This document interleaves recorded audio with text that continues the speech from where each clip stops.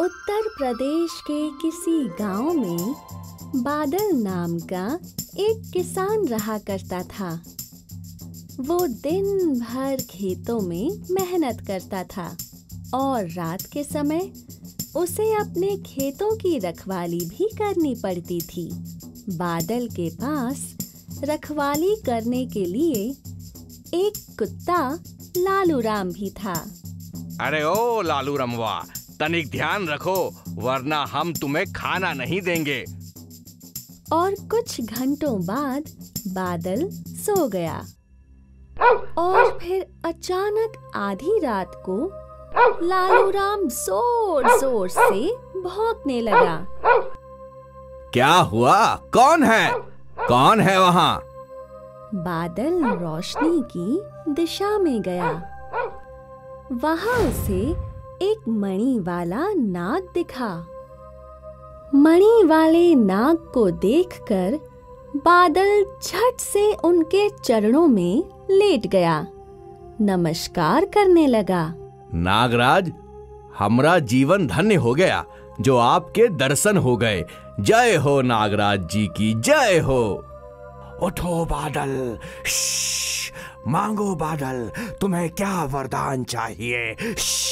मांगो, तुम्हें क्या चाहिए? अरे नागराज, अगर आप हमका के सच में कौनो वरदान देना चाहते हैं तो हमका ई वरदान दीजिए कि हमका कौनो मेहनत ना करना पड़े, जिससे हमारी खेती बाड़ी भी अपने आप हो जाए और हमें रखवाली भी ना करनी पड़े।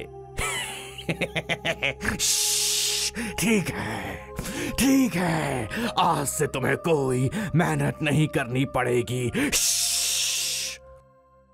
नागराज की मणि चमकी और सूर्योदय के साथ बादल घर पहुंचा। का हुआ जी, आज आप सवेरे सवेरे घर आ गए? खेतों में कोनो काम नहीं है का? आज से हमका कौनो काम करने की जरूरत नहीं है। का मतलब ई कि आज से हम सिर्फ और सिर्फ आराम करेंगे और गाना गुनगुनाएंगे। धरती हिले, जमुना हिले, हिले सारा गांव, नागराज के वरदान से सारा कमवा होले बा। लगता है सुबह सुबह बौरा आ गए हो। बादल दिन भर घर में आराम करता रहा और फिर दोपहर बाद उसने सोचा कि वो अपने खेतों को देख आएगा। और आज वो अपने साथ अपनी पत्नी को भी ले गया। खेत पहुंचकर बिजली दंग थी क्योंकि सारा काम हो चुका था। हम नहीं बोले थे कि आज से हमको कछु काम करने की जरूरत नहीं है। लेकिन ये सब कैसे हुआ? बादल ने नागराज के वरदान के बारे में अपनी बीवी को बताया। चलिए, ये तो बहुत अच्छा हुआ। और फिर बादल अपने घर में ही पूरा दिन पूरी रात रहने लगा। पहले तो वो बहुत खुश था, फिर वो ऊब गया। अब हम कंटाल गए हैं, आज जाकर खेतों में कुछ काम कर ही आते हैं। बादल खेतों में पहुंचा, लेकिन वहाँ कुछ काम बचा ही नहीं था। वो वापस घर लौट आया। अगले कुछ दिनों तक वो घर पर बैठकर और ऊब गया। और फिर एकाएक उसने नागराज से मिलने का सोचा। आधी रात को वो अपने खेतों में गया। हे नागराज, कृपया करके हमें दर्शन दीजिए। नागराज प्रकट हो गए। बोलो बादल, बोलो। आप अपना दिया हुआ वरदान कृपया करके वापस ले लीजिए। अरे वो क्यों बादल?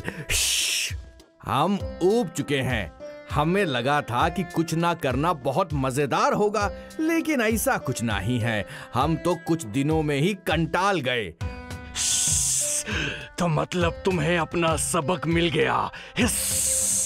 हाँ नागराज, हम समझ गए कि आलस बुरी बला है और हमें अपना काम खुद ही करना चाहिए। नागराज की मणि फिर चमकी और बादल की जिंदगी वापस वैसी ही हो गई जैसी थी। और अगले दिन से वो खेतों में खुशी खुशी काम करने लगा। भोलू राम अपने नाम की ही तरह भोला था। तू पागल, तेरा बाप पागल, तेरा सारा परिवार पागल। क्या हुआ भोलू राम, किसे पागल बोल रहे हो? वही गली के बच्चे मुझे पागल बोल रहे हैं। दादी आप ही बताओ, मैं पागल हूँ क्या? नहीं मेरे भोलू राम, चलो उन्हें छोड़ो, मैं तुम्हें नागराज की कहानी सुनाती हूँ। नागराज, नागराज। हाँ बेटा भोलू राम, कहते हैं जंगल में एक नागराज रहते हैं जिनके सिर पर एक बहुत बड़ी मणि है। ये मणि बहुत ही शक्तिशाली है। ये मणि इंसान की हर इच्छा पूरी कर सकती है, लेकिन आज तक कोई भी नागराज की मणि नहीं ले पाया। तो क्या नागराज की मणि हमें भी बाकी लोगों की तरह समझदार बना सकती है? हाँ हाँ, क्यों नहीं, हम अभी आए। लेकिन बेटा तुम कहीं मत जाना, वरना तुम्हें ढूंढने के लिए मुझे सारे गांव भर घूमना पड़ेगा। हाँ हाँ दादी, मैं यहीं बैठा हूँ। दादी माँ के जाने के बाद भोलू राम नागराज के बारे में सोचने लगा।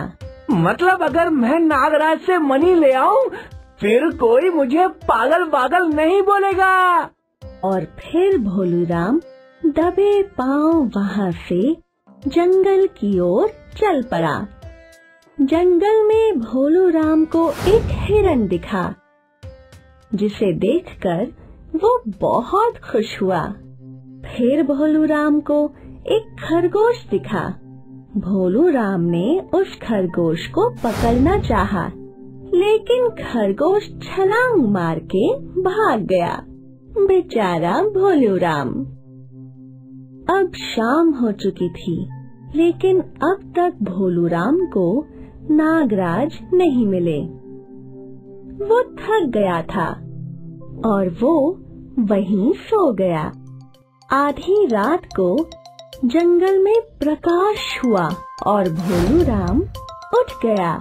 हमें लगता है ये रोशनी जरूर नागराज की मणि की होगी। और आखिर भोलू राम को नागराज मिल ही गया। अरे वाह, मुझे नागराज मिल गए, मुझे नागराज मिल गए, मुझे नागराज मिल गए। नागराज, मुझे अपनी मणि दे दो। मेरी मणि। हाँ, आपकी मणि जो आपके सर पर है। और वो तुम्हें क्यों चाहिए? हमारी दादी ने हमें बोला है कि अगर आपकी मणि हमें मिल जाएगी तो हम समझदार हो जाएंगे।